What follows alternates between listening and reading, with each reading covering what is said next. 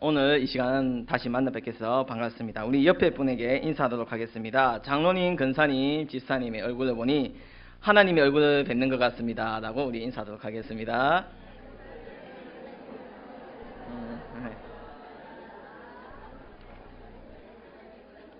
네. 정말 그렇게 보이십니까? 예, 아멘, 감사합니다. 감옥하고 수도원이 있습니다. 혹시 이 둘의 같은 점이 혹시 뭔지 아십니까? 같은 점은 바로 고립이라는 점이 같습니다. 감옥과 수도원은요, 어느 한 곳에서 그 안에서만 지내야 되는 고립된 상황에 처해져 있는 그러한 장소입니다. 또 무엇이 비슷하냐면 제 시간에 일어나야 되고 노동을 해야 되고 또한 제 시간에 잠들고 외출이 자유롭지 못하다는 점입니다. 하지만 수도원과 감옥의 차이가 있는데 그 차이는 바로 수도원 안에서는 감사가 넘쳐나는데 바로 이 감옥 안에서는 불평이 바로 나타난다는 것입니다. 똑같이 그 안에 있고 똑같이 행동하는데 어느 누구는 감사를 하고 있고 어느 누구는 불평하고 있다는 것입니다. 즉 우리가 어떻게 생각하고 어떻게 행동하냐에 따라서 달라지고 또한 그것이 중요하다는 것입니다. 그래서 오늘 세 가지를 예를 들면서 그 세 가지를 통하여서 우리가 어떤 믿음 생활을 해야 될지를 이 시간 말씀을 나누고자 합니다. 첫 번째는 어떤 말이냐면 졸졸하고 줄줄입니다. 졸졸, 이 어디서 들어보셨습니까? 맞아요. 시냇물이 흐를 때 우리가 졸졸 흐른다고 그럽니다. 이 시냇물은요, 그 길 따라 움직입니다. 그 천천히 가지만 그 길을 따라서 마지막 최종적인 종착지인 바다로 가는 것이 바로 이 시냇물입니다. 그래서 시냇물은 최종 목적지가 어디인지 알고 간다는 것입니다. 즉, 한 방향으로 나간다는 것입니다. 이것을 삶이라고 이렇게 우리가 비추어 본다면 바로 우리는 하나님 앞으로 나가는 자가 되어야 된다는 것입니다. 그리고 우리의 최종 목적지는 어디다? 바로 하나님이시라는 것입니다. 그래서 시냇물은요, 결코 멈추지 않습니다. 계속해서 흐릅니다. 그렇기에 시냇물은 썩지 않습니다. 시냇물은요, 때로는 가늘기도 하고 흐름도 약하고 때로는 너무나 볼품없지만 그 줄기를 따라서 물줄기를 따라서 움직이는 것이 바로 이 시냇물이고 졸졸 흐르는 시냇물이라는 것입니다. 그 물줄기가 있다는 것입니다. 그래서 그 맥을 지니고 바로 길을 간다는 것입니다. 우리는 바로 이 시냇물 믿음을 가지고 살아야 합니다. 즉 예수님이 언제나 살아계신다는 맥을 느끼고 이어받는 자가 되어야 된다는 것입니다. 그래서 예수님의 큰 뜻을 품고 있어야 되고 그 맥이 끊어져서는 절대 안 된다는 것입니다. 그래서 우리는 이 예수님의 맥과 같이 뛰는 자가 되어야 된다는 것입니다. 예수님의 열정적인 심장이 뛰는 것을 바로 느끼는 자가 되어야 된다는 것입니다. 예수님의 열정이 무엇입니까? 한 오래전에 굉장히 이슈화가 됐던 영화가 됐죠. 패션 오브 크라이스트라는 영화가 있습니다. 다들 보시고 많은 은혜를 받고 눈물도 많이 흘렸을 텐데 이 패션이라는 단어가 이 열정이라는 뜻입니다. 그런데 이 단어가요, 지저스 크라이스트한테 붙이면 이것은 고난이라고 바뀝니다. 뜻이. 즉 예수님의 열정이 바로 뭐다? 우리를 향한 고난이라는 것을 분명하게 말씀해주고 계시다는 것입니다. 우리를 너무나 사랑하는 마음의 표현을 바로 그 십자가를 지시는 것으로 나타내신 것입니다. 그 열정은 지금도 살아계시며 우리를 지금까지 움직이게 하는 원동력과 우리를 깨우치게 해주시는 것입니다. 심장에서요, 뿜어내는 그 맥이 강하고 그 뿜어내는 그 힘이 강해야 피가 손끝 발끝까지 전달이 돼가지고 혈액순환이 잘 됩니다. 그렇듯 믿음의 맥이 건강해야 나의 믿음의 건강도 오랫동안 유지할 수 있는 것입니다. 그래서 우리는 그 시냇물의 물줄기를 따라서 예수님의 큰 맥을 따라서 같이 뛰는 자가 되어야 된다는 것입니다. 이렇게 졸졸 흐르는 시냇물은 참 보기도 좋고 예쁩니다. 그런데 졸졸 아까 했죠. 뭐라 했습니까? 그 다음은 줄줄이라 했습니다. 줄줄하면 보통 어떤 생각이 먼저 떠오르십니까? 셉니다. 일단 셉니다. 한 군데에 모여 있다가 어디 하나가 터져서 새는 것입니다. 줄줄 새는 물은요, 이것도 역시 시냇물처럼 끊임없이 흐르지만 그 방향성이 없다는 것입니다. 어디로 가는지도 모르고 사방으로 튑니다. 그래서 즉 방향성도 없이 흐트러지고 뭉쳐지지도 않습니다. 우리는 절대 새는 자가 돼서는 안 됩니다. 주님을 일하다가도 새거나 믿음 생활 하다가 새는 것은 더욱 안 되는 일입니다. 이런 자들은 책임감이 없고 바로 이런 자들은 자신의 신뢰가 새는 것도 모르기 때문입니다. 우리는 새는 것을 분명하게 막고 그것을 든든하게 지키는 자가 되어야 된다는 것입니다. 물론 내가 혹시나 부족해서 어디 한 군데 새는 것이 있다면 그것을 막으면 되는 것이지만 더 중요한 것은 그 새는 것이 생기기 전에 미리 내가 준비하고 영적으로 단련하여서 예수님의 기쁨이 되는 자가 되는 것이 더 중요하다고 말할 수가 있을 것입니다. 두 번째로는 뭐냐면 동동과 둥둥입니다. 얼핏 비슷한 말 같은데 이것도 바로 차이가 있다는 것입니다. 그러니까 보통 동동동동 하면 보통 언제 사용을 합니까? 동동거리다 할 때 발을 동동거리다고 그렇게 하지 않습니까? 이 발을 동동거리다는 이 말은 왠지 조급하고 다급한 그런 상황입니다. 이 조급함은 믿음 생활에 있어서는 전혀 있어서는 안 된다는 점입니다. 믿음 생활은요, 단거리가 아닙니다.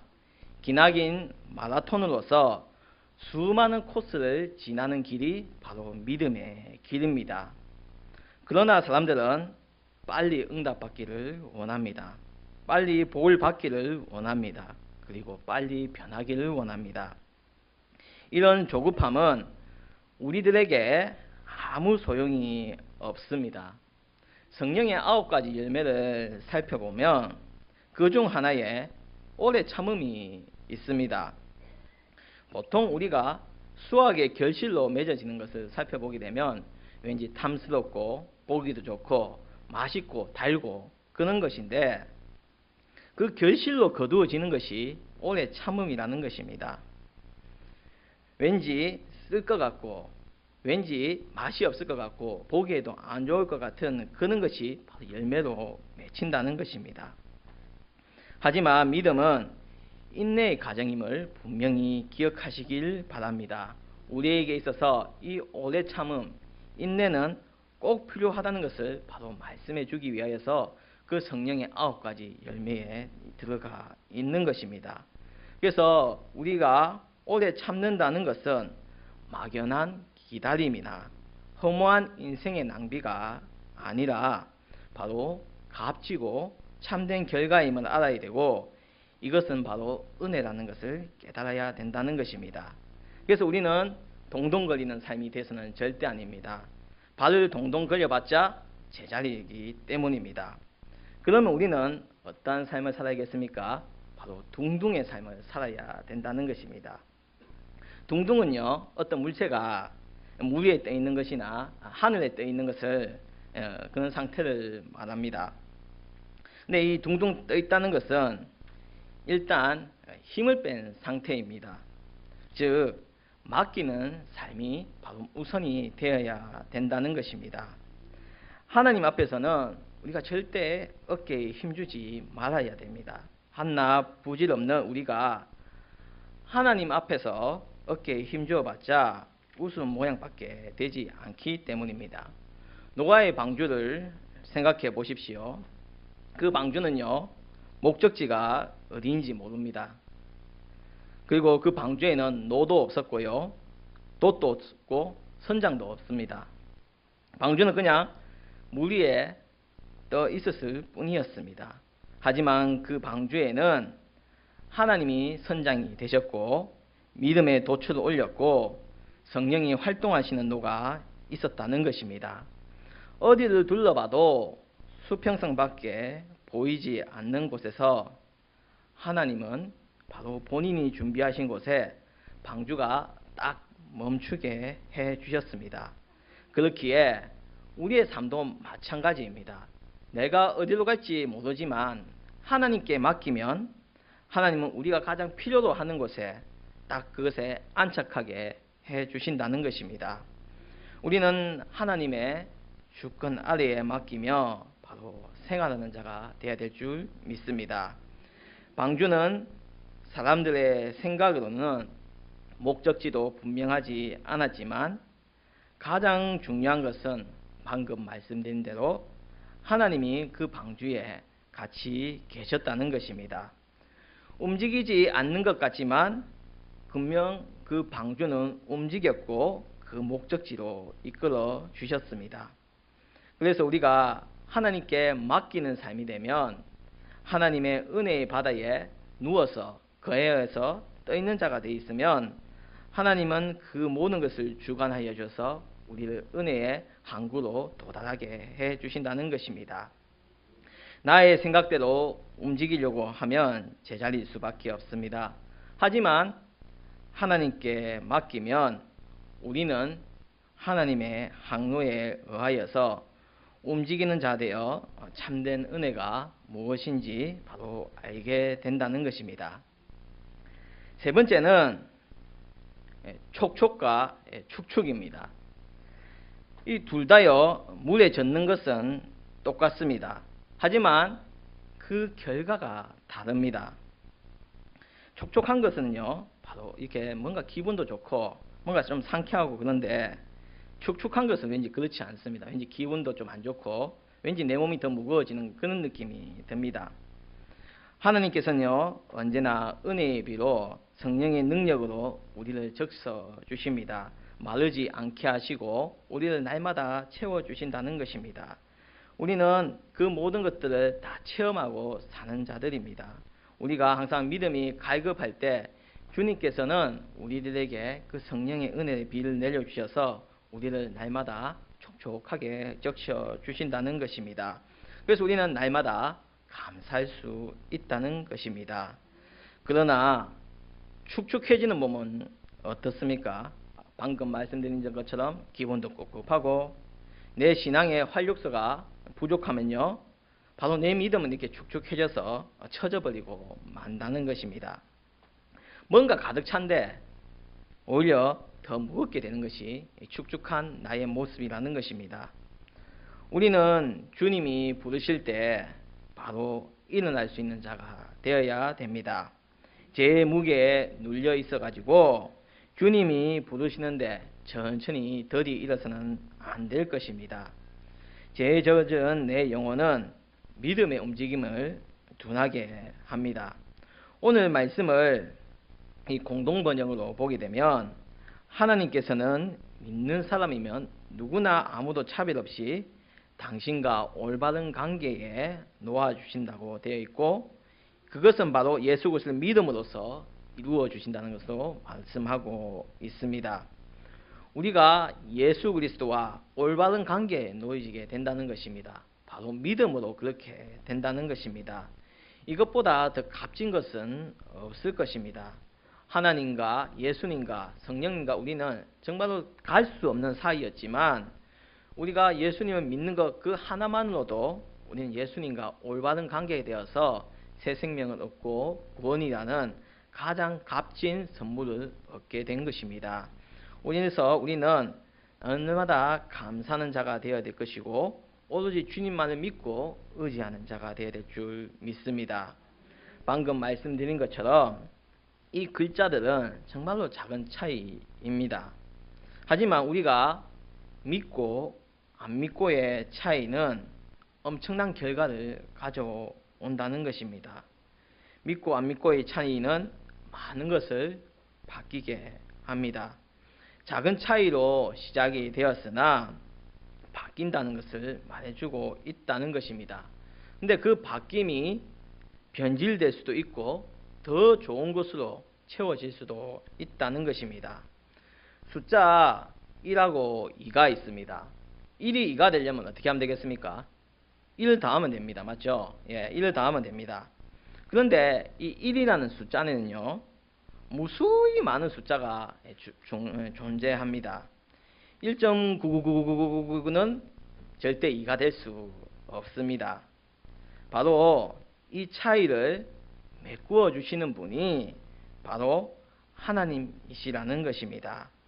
어설픈 나의 생각으로 믿음 생활을 하시지 마시고 주님께서 허락하신 길을 따라서 주님 앞에 나아가는 우리 성도님들 되시길 바랍니다.